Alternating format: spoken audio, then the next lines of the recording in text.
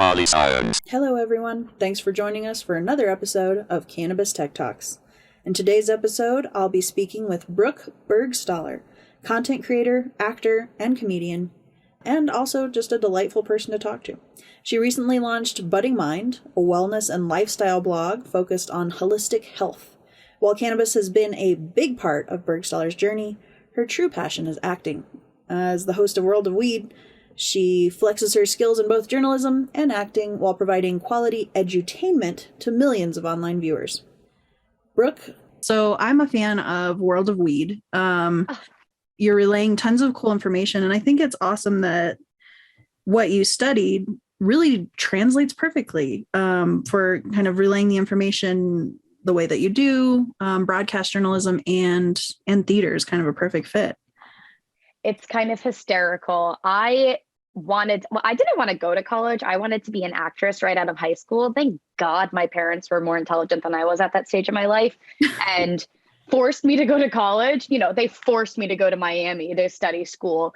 But I'm very grateful that they really encouraged education, because I think those years from 18 to 21, you're just so dumb and you really don't know I didn't know how to operate in the world. So very grateful for college. And I still thought when I graduated that I would never use my broadcast journalism degree. I was like, there's no way I'm going to go be an actress. And long story short, you said it, Patricia, how things have circled back right to where they began. But I'm very grateful to be not only putting my degrees to use, but to be putting them to use in a very unique and niche way that, you, Miami Brooke, would never have been able to expect. I thought maybe if I was using broadcast journalism, maybe I'd be on local news in Omaha somewhere. But instead, I get to talk about cannabis, and it is, it's one of my great joys in life. That's for sure. Well, it's working beautifully together now, but when you look at the two, they don't necessarily seem to coincide. So what kind of drew you to the cannabis space? To be perfectly honest, my relationship with cannabis started as a consumer, and an avid consumer at that. That's fair. I think people can relate to that. I think most people in this industry. Yeah. So that's really, I developed an authentic relationship and adoration and respect for the plant simply as a consumer. And when I moved out to Los Angeles, I was looking for work, and someone connected me with a producer at Mary Jane, which is Snoop Dogg's media company. And in a very traditional audition process, I auditioned for the job. I wrote a cannabis news story, and I went into the office and I pitched my pitch. And that first opportunity working on Mary Jane News was what broke open my mind to an understanding that this was a possible career path for me. And it all just has snowballed from there. And that first opportunity really does seem like many, many, many moons ago. And even the transition from just the quality of storytelling and the depth of information available then to now is mind-boggling. Oh, yeah, I bet. Quite a trip. Yeah.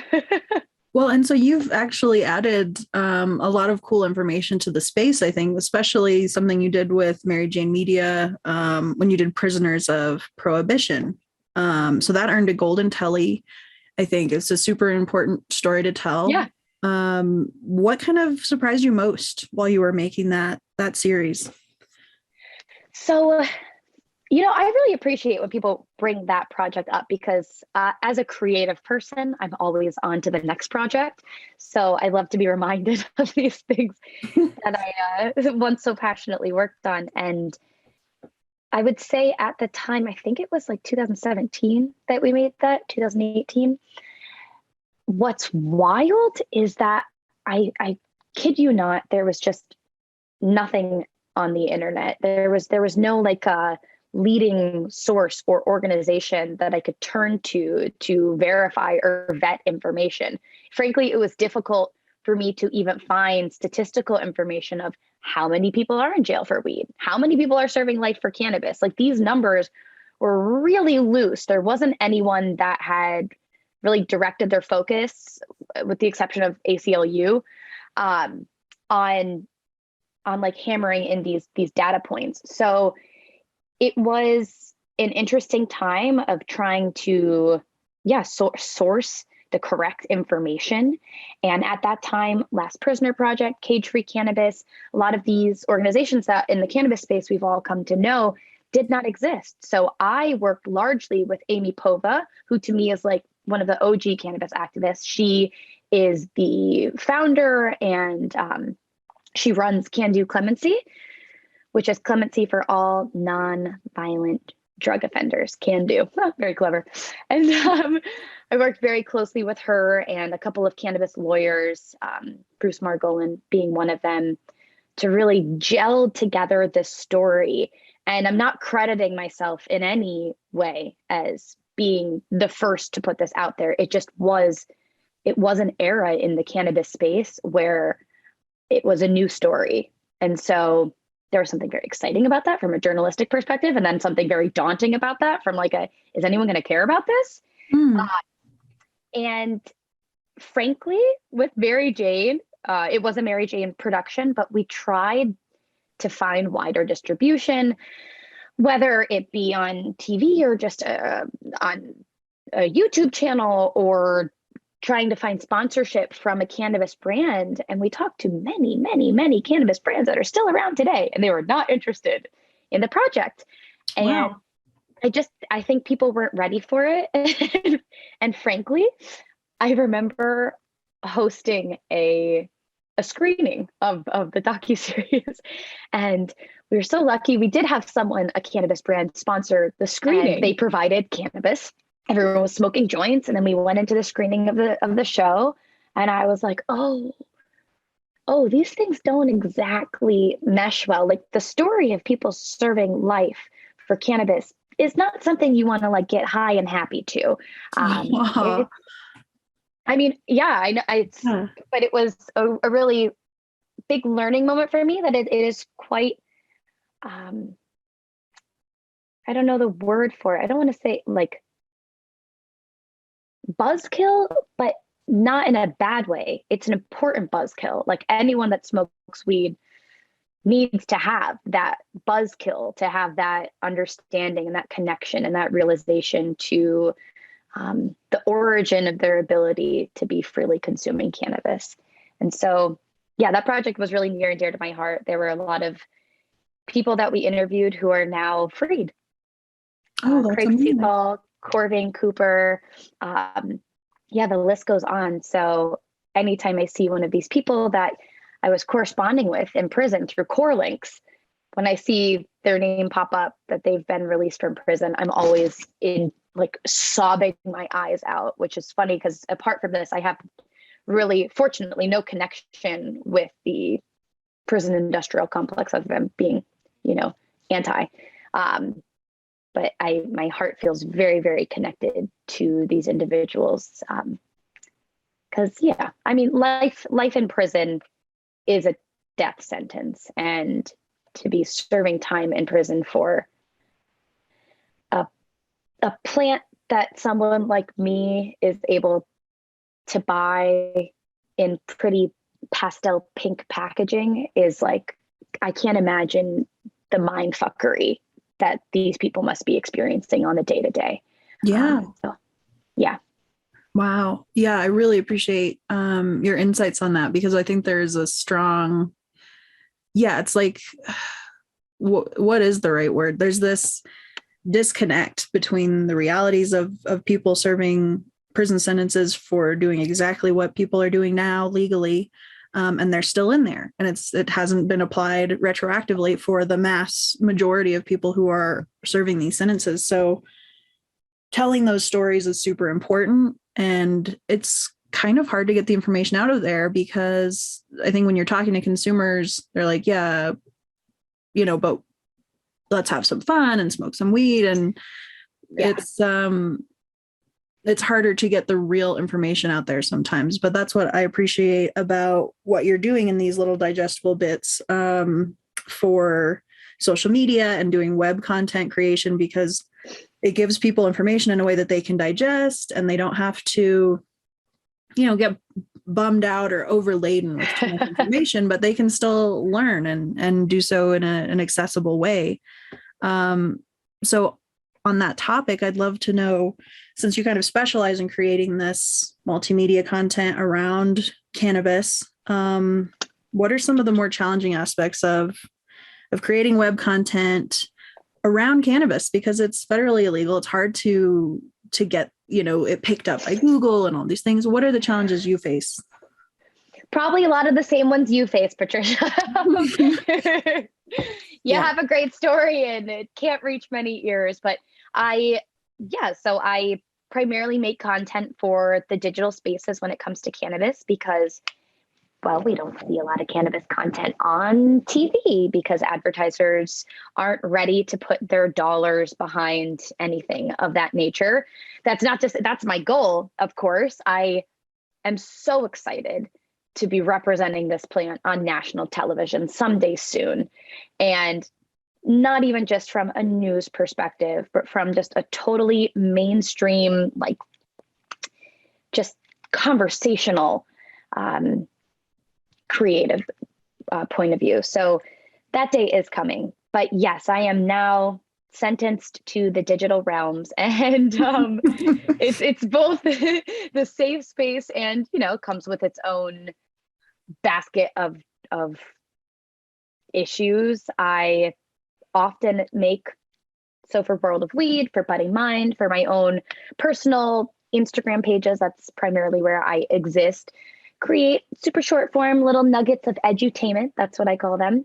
And never have I been able to advertise any of the content. My opportunity for an audience is based off of people who organically find me, or when people share my content, maybe I'll gain some new followers that way. But I've had plenty of ads shut down. I can't get a video on TikTok to save my life because they don't allow for cannabis content unless you're Generation Z and you know how to work that system better than I do.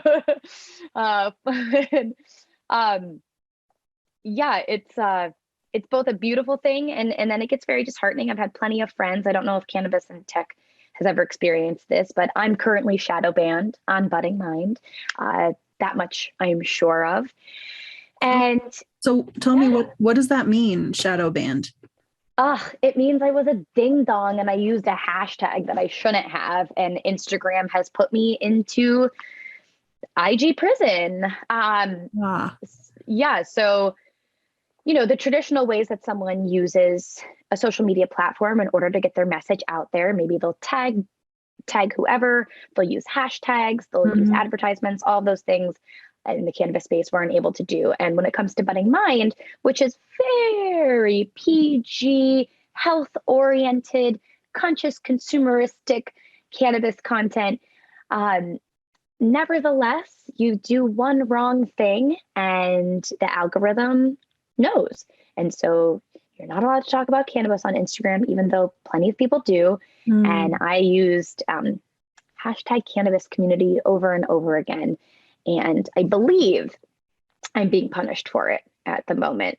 Sometimes it's difficult to know, but nevertheless, I have other avenues of expression, and being in this space, much like, trying to be an actor or pursuing the creative fields in general, you can't take a no as a no. Right? You just have to say, that's a no from you.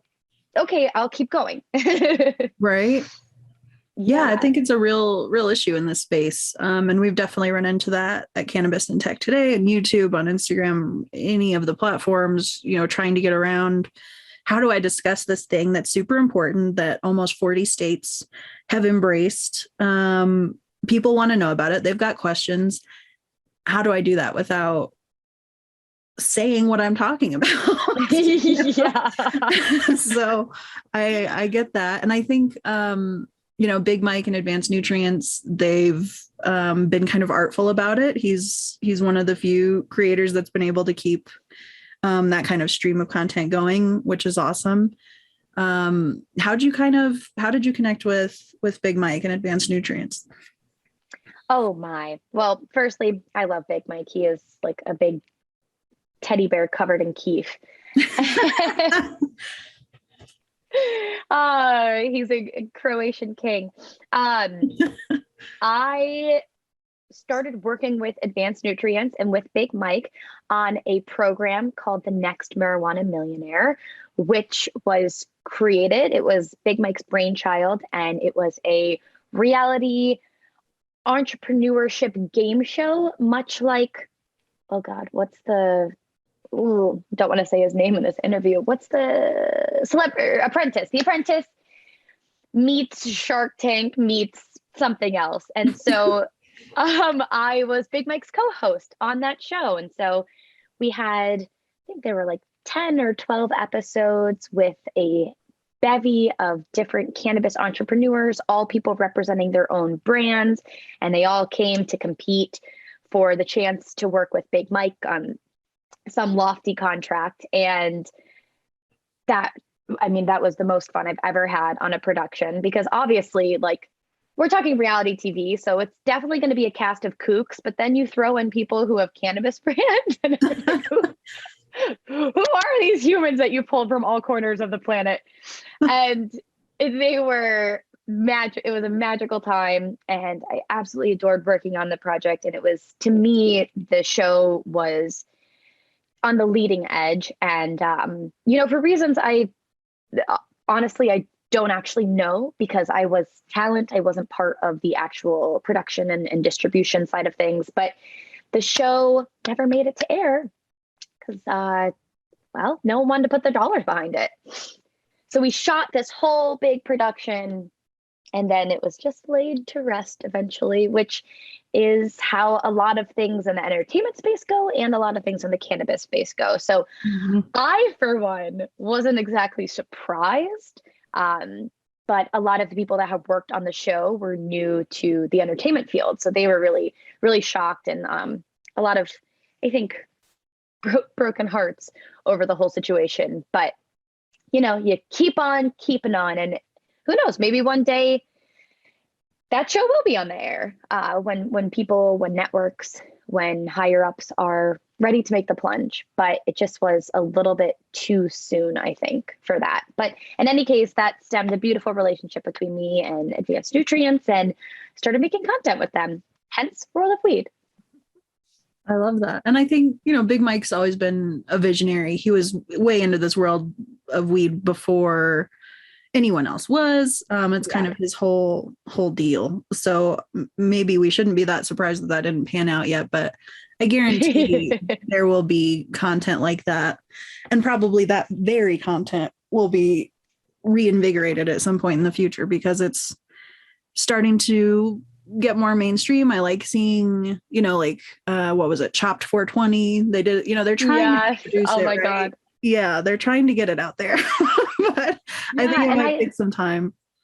I love that direction of cannabis content, because I think, even from the news standpoint, like, eventually you don't run out of stories, but cannabis is a fairly niche sector. So I'm really intrigued by contributing cannabis to intersecting industries and areas of content, and seeing how there can be programming that incorporates cannabis but isn't solely about cannabis. Because I think when you make it solely about cannabis and cannabinoids and growing and sativa versus indica and all these different things and terpenes, it starts to become too much information for the average human being who might not be a cannabis consumer.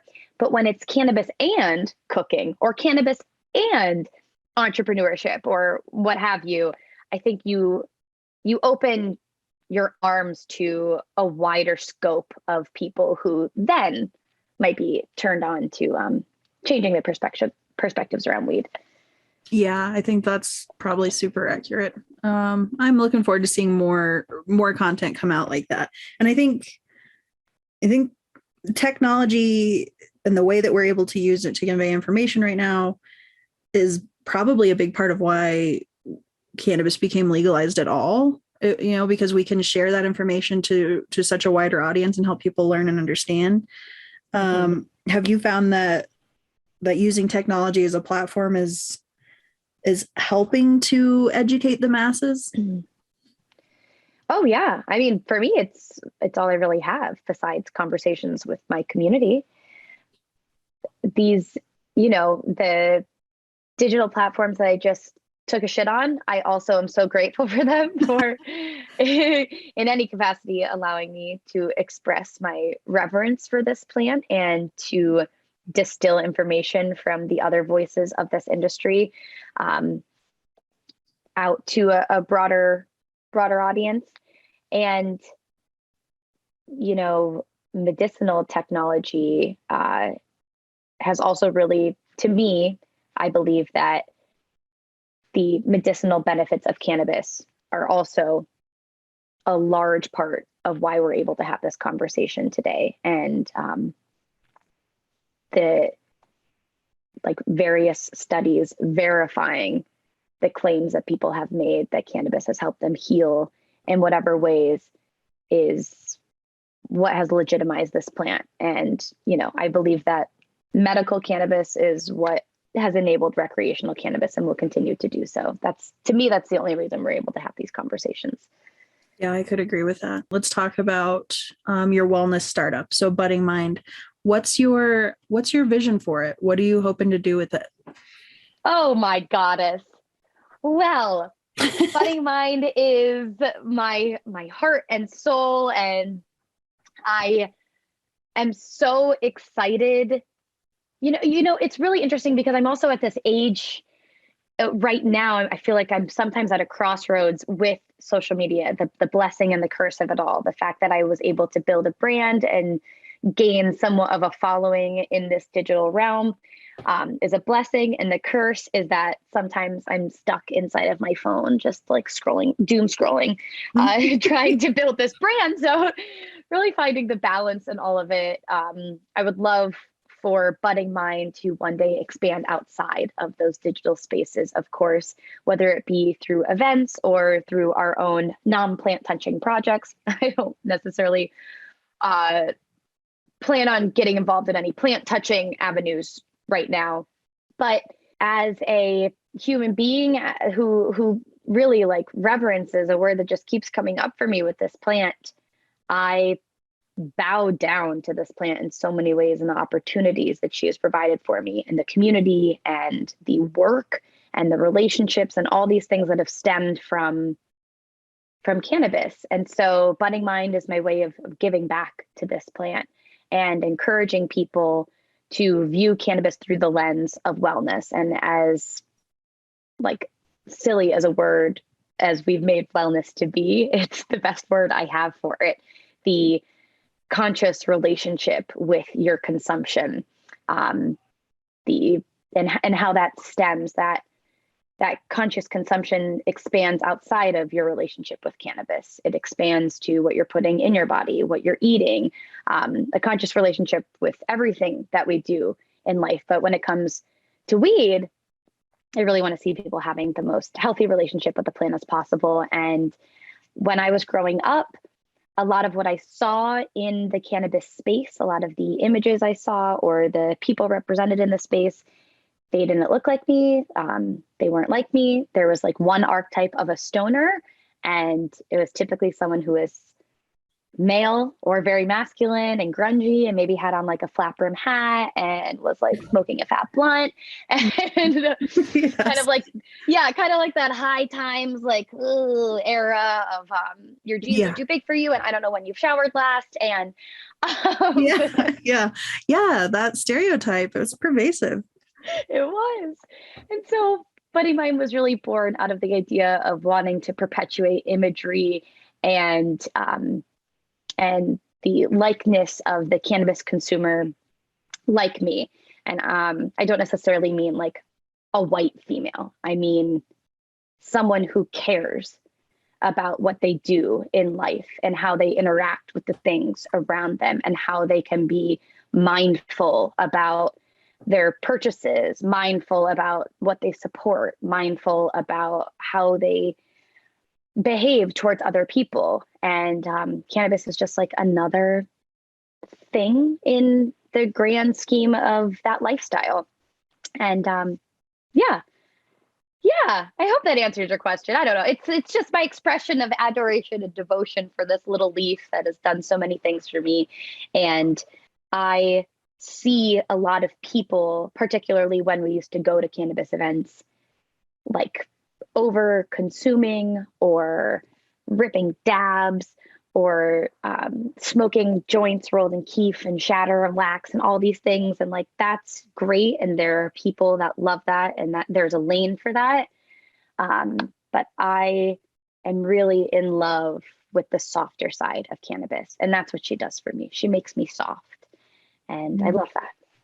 Wow. I think I'm so glad you shared that in that way. I think there's definitely that story that needs to be told is you can overconsume, you can choose to go really extreme with it, or you can, not use it at all. But there is an entire ecosystem of people who incorporate it as part of their wellness. And I think that is a story that needs to be told so that people can see it as that. It doesn't have to be a party drug or something that you do wholeheartedly or become this persona to use. It can be part of your wellness. So I can really appreciate that. I have a friend, Hannah Mason. She founded Lit Yoga, and she told me she's an herbologist as well. And she said, I want to put cannabis back in the medicine cabinet where it belongs. Word. Yeah. Well said. Right. Yeah. I started keeping mine in at least some of my products in the medicine cabinet. Really? That's so cute. Oh, wow. I love that. Yeah. Wow. See, it's got so much potential. Right. And so, and I guess I was thinking about your acting career. You've been acting in some really cool stuff on TV. And I think about sort of the sadly remaining stigma around cannabis. Do you ever worry that you might get pigeonholed a little bit, or that it might affect like the kind of roles you're offered? Oh, totally. Yeah. And I have no idea if it has had any effect on my acting career so far, but totally. Again, when I first moved out to LA, it was in pursuit of an acting career. And I started working at Mary Jane, and I remember telling my parents, and they were totally disapproving, and they made me swear not to tell anyone, and I didn't post about it or share any of my work for a long time. You could call that shame. All right. No, I feel you. I get it. Yeah, so I was really careful. And then eventually, it was really when I was working on Prisoners of Prohibition where I was like, why would I not be proud of this? Why would I not want to use my audience and my community to spread this story? And that really flipped the switch for me and made me realize, like, cannabis is not just about getting high. There's a political movement and political awareness that is inherent to having a relationship with this plant. And there should be no shame around being a more aware person. But nevertheless, I have, I'm still pursuing acting, and it's a slow roll, Patricia. But it's a tough field. You chose a tough field. yeah, that's what we'll call it. And who knows how things will pan out. But I have a hard time, shaking off what it is I want to do in this world. But I had someone tell me recently, they were like, well, what if this new job that I have or in acting, what if they're not okay with you smoking cannabis? And then that person was like, well, why would you want to work for that company anyways? Like, if that's who you are, if cannabis is a part of who you are, then why would you want something that makes you change who you are? And frankly, at this point, I think if you Googled me, it'd be a little difficult to skirt around the fact that I'm a cannabis advocate. So maybe that ship has sailed for me having the decision. It's the ball in my court. But yeah, I've I've sown my seeds, and I think more power to me for unabashedly being an advocate for this plant. And whatever comes or doesn't come my way because of my relationship with it, then that's just another chapter in the book. Yeah. I say that now because I'm in a really good mood, but right. No, I feel you 100%. It's difficult to be in a position where you're a public facing representative of something cannabis related, and you know that there's more to you than that, but it's what it is. You gotta, and you want to tell the story too. There's so much to tell about it, and you just wish you could be like, but don't be a dick. Like, don't judge me for it. Yeah, don't judge me. And yeah, like you said, there is more to me than my love for this plant, but sometimes that is the leading edge. Yeah. Well, so tell me what's next for you? What have you got coming up on the horizon? Oh my. Well, I have my Budding Mind podcast, which is starting to pick up speed in the new year. I'm very excited. I have a long roster of my interviewees, and I'm really, really stoked, and I'm very dedicated to the process of podcasting, which is a lot harder than I realized. Right. But it's a good challenge. And I'm really excited about this podcast because it does enables me to expand my conversations outside of just cannabis. A lot of people I talk to, of course, are in this space, and there's a lot of brilliant minds and thought leaders that I want to talk to who work within the cannabis universe. But there's a lot of people, acupuncturists and shamans and microdosing experts and so on and so forth that I think are all related.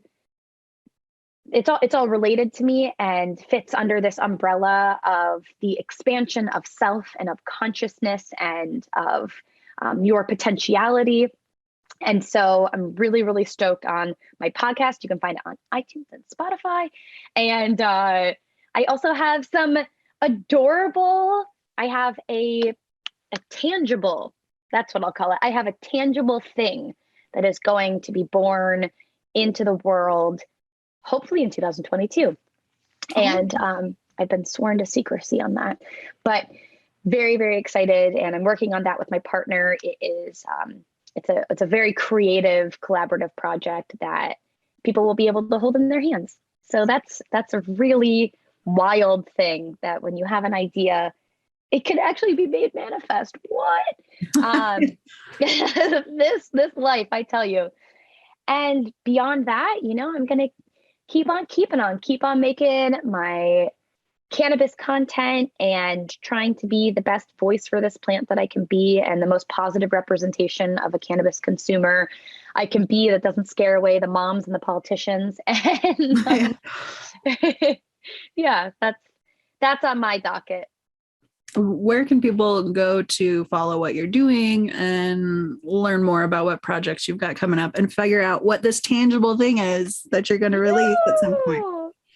Well, as I've mentioned many times, I exist in the digital spaces. So you can find me primarily on Instagram at Brooke Burgstahler and at Budding Mind.